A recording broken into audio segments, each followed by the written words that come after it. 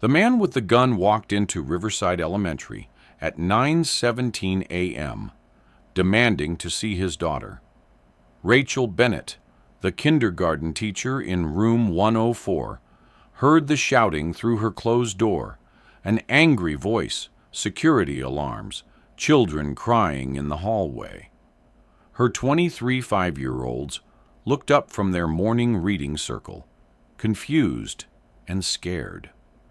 What they didn't know, what the school board didn't know, when they hired her 3 years ago, was that before Rachel had spent her days teaching ABCs and tying shoelaces in Portland, Oregon, she'd spent 15 years as an FBI hostage negotiator. She'd talked down armed suspects in bank robberies, domestic standoffs, and kidnapping situations. And the voice in that hallway had every marker of a parent custody dispute about to turn violent. Rachel had maybe 90 seconds before the situation escalated. She'd kept criminals calm for hours.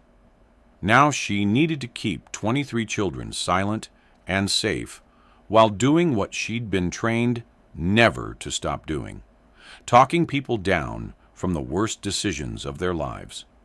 Welcome to Life Stories Archive, where the people teaching our children sometimes carry skills that save them. Rachel Bennett, 48, had taught kindergarten at Riverside Elementary since 2020. Her classroom was a wonderland of colors, learning centers, and gentle structure. She read stories with animated voices, celebrated small victories, and had infinite patience for 5-year-olds learning to navigate the world. Parents loved her. Miss Rachel just gets kids, they'd say.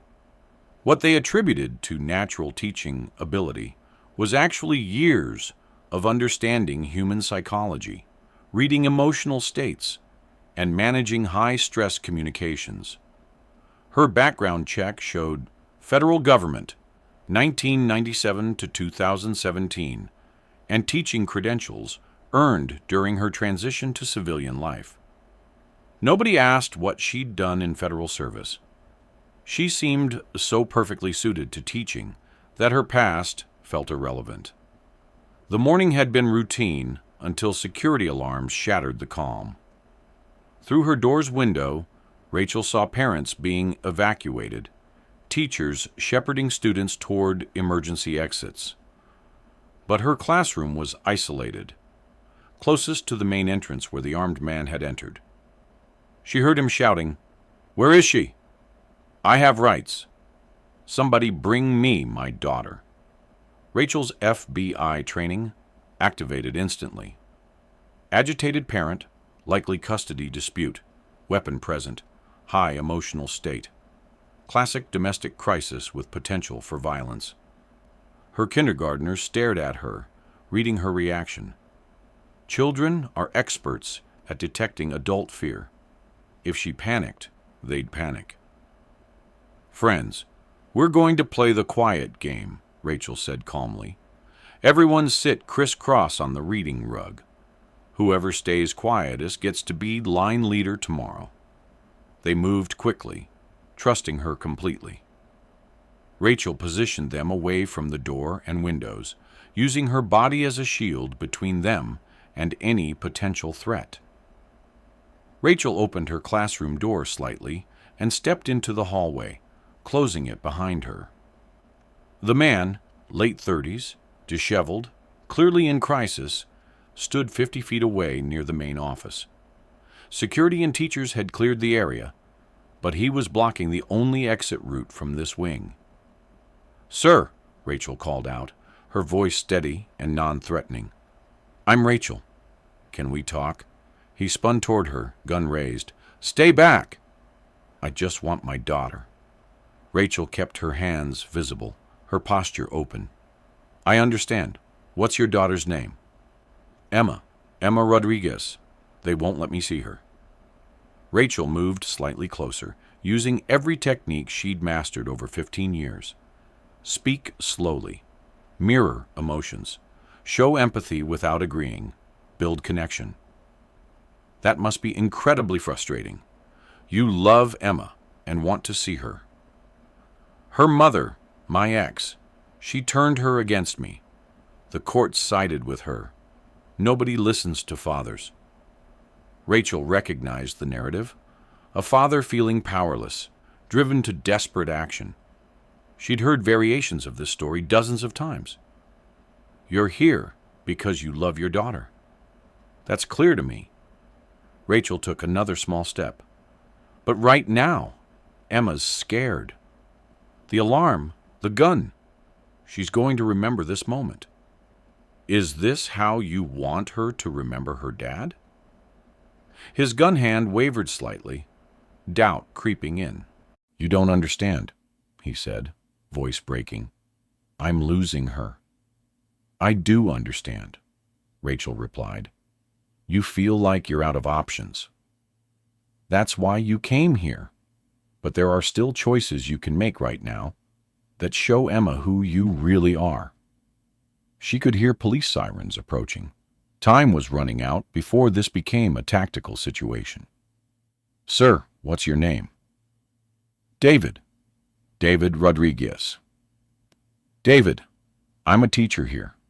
I have 23 kindergartners in that classroom behind me. They're 5 years old.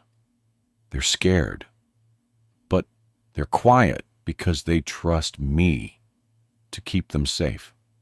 She paused, letting that sink in. Emma's probably in a classroom just like mine right now. Her teacher is trying to keep her calm.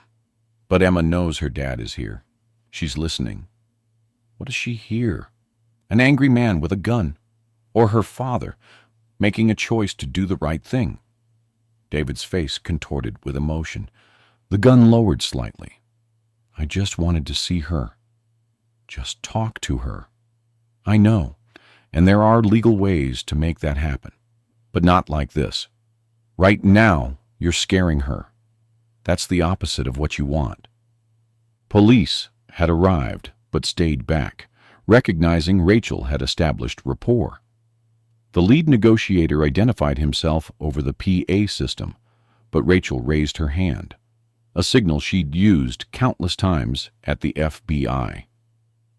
Let me finish this. David, I need you to put the gun down, not for the police, for Emma. Show her that her dad is strong enough to make the hard choice, that he loves her more than he's angry at the situation. His hands were shaking. Rachel could see him processing, weighing options, feeling the weight of his daughter's future perception of him. If I put it down, they'll arrest me. Yes, but you'll be alive. Emma will still have a father.